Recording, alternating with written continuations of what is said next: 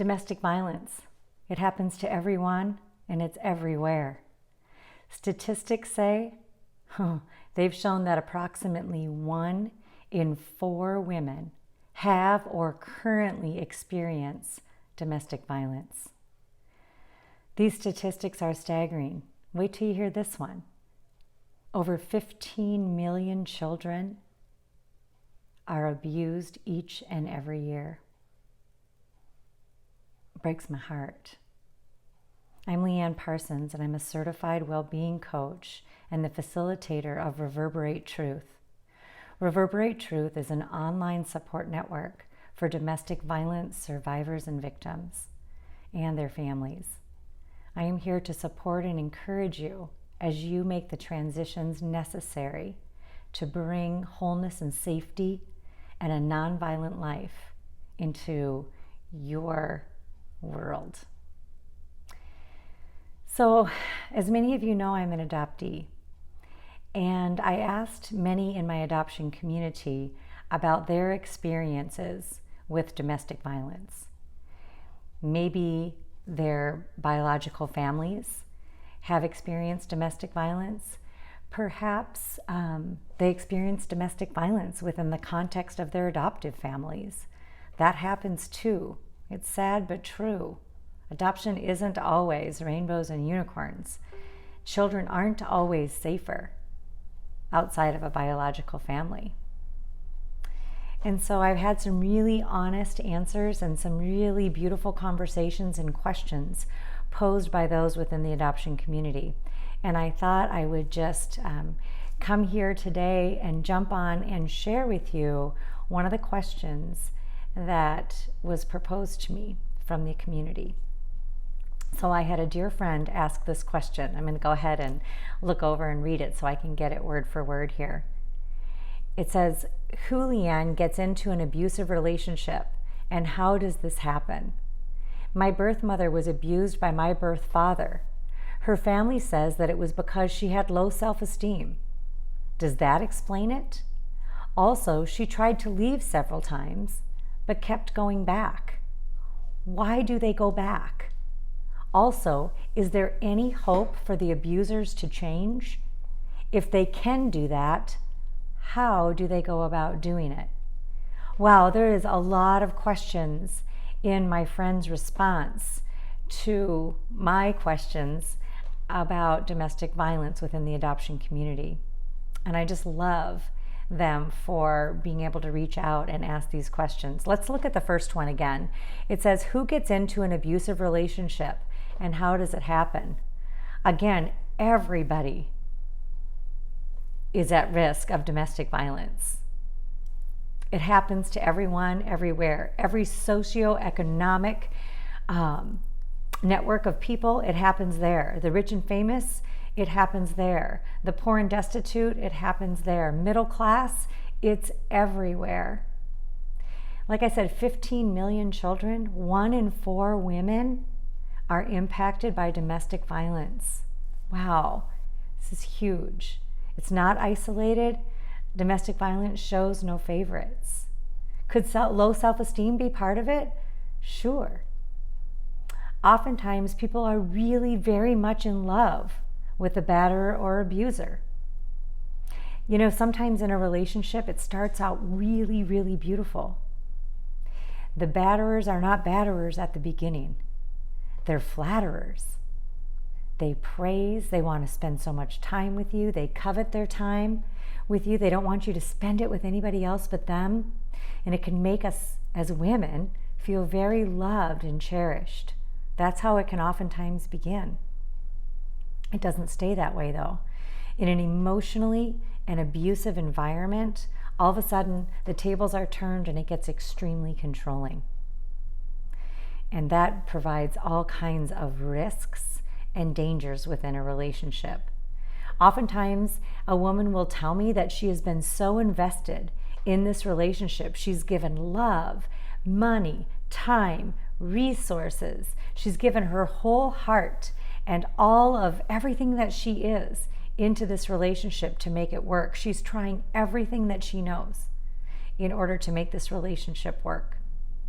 So the investment is huge. Think about that for just a second.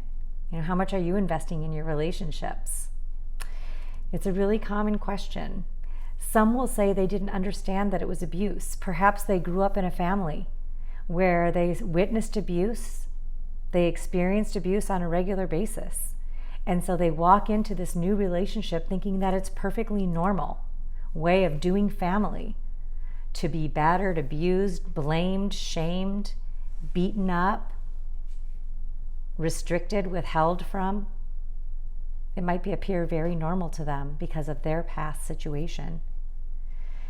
People ask, why did they stay? Maybe that's some of the reason. They don't know any different. They don't understand what a healthy relationship can look like. And how sad is that? So, low self-esteem, can that be part of it? You bet, friend. Thank you for asking that question. Sometimes we just don't know better. Sometimes the abuser and the batterer keep shaming us to the point where we don't understand who we are, and our self-esteem gets, like I've heard women say, flushed down the toilet.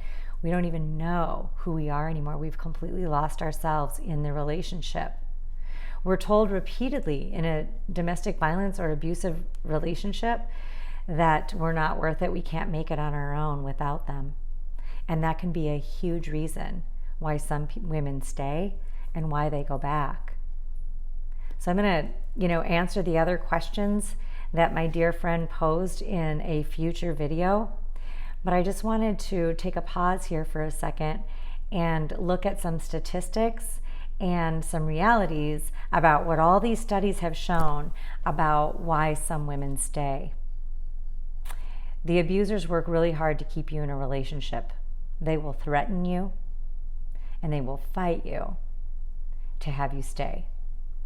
They will make you question yourself, your sanity, and your ability to lead your life without them, and they will do it on a regular basis. One of the very sad realizations within domestic violence is the risk of leaving the relationship safely is very real. Oftentimes, death is what causes the relationship to end.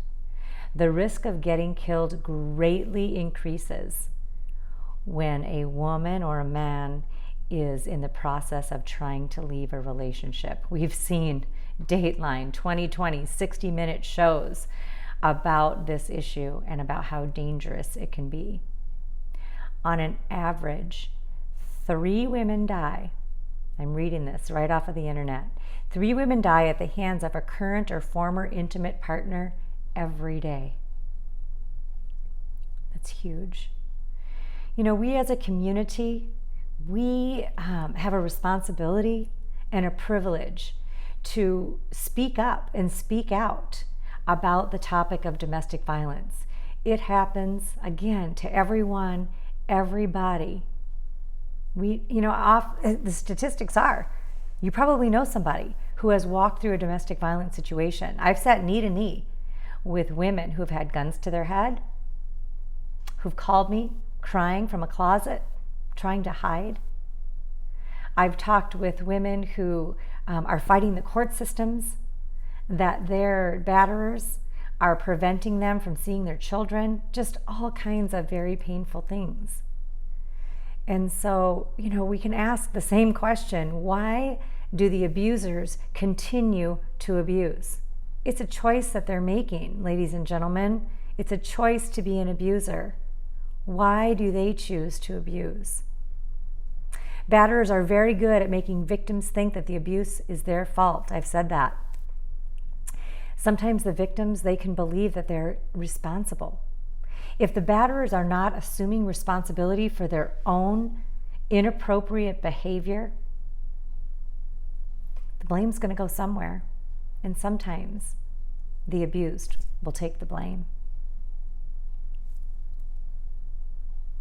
Sometimes the victims so badly want the abuse to end, but they don't want the relationship to end. They love the relationship. They've invested years, time, money, resources, their heart, their mind, their spirits, their very soul into a relationship, and they don't want it to end.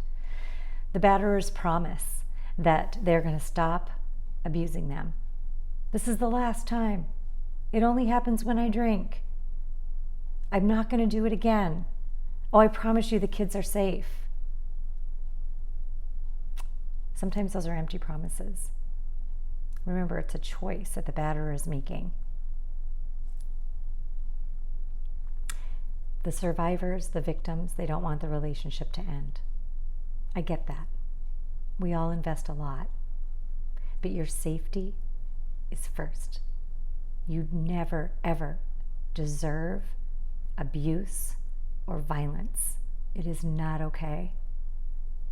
It is not okay to be beaten and abused, to be injured, to be thrown around, to be sexually assaulted. None of that is okay. You know, some survivors, one of the questions was, why do they return? And statistics say a survivor might return to the abuser because the person that the survivor fell in love with keeps coming back in her head. She wants to believe that he's still in there and wants to give a second chance. It's not easy for any of us to give up our hopes and dreams within the context of a relationship.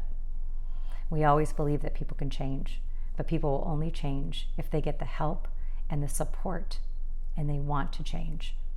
Surviving and recovering from domestic violence is not an easy road. It's not. I wish I could just tell you that I can snap my fingers and make it all better.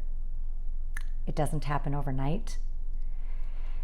And there's another video coming on all of that. So I just want to encourage you to please put yourself in a safe place. Call 911 if you have to. Reach out to me at Reverberate Truth. Reach out to Judy Gale's place. Reach out to a local shelter, the authorities. You have a full future ahead of you. You can find a safe way out, and you can live a violence-free life moving forward.